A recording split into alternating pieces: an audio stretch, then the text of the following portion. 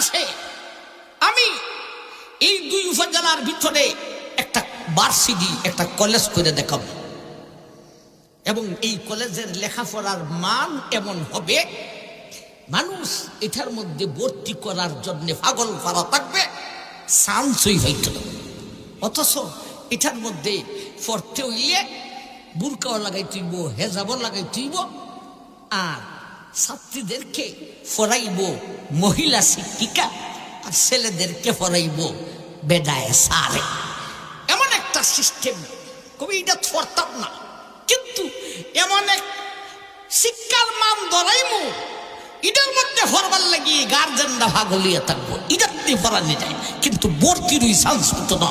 এমন মান হবে সেই কলেজের লেখাপড়ার মান। আপনারা যদি আমার ফাদান সেখানে এইরকম কিছু অঙ্ক আমার মনে আছে, ইসলামেরও কাজ করতাম, সাথে সাথে দুই উপজেলার উন্নয়নের কাজ।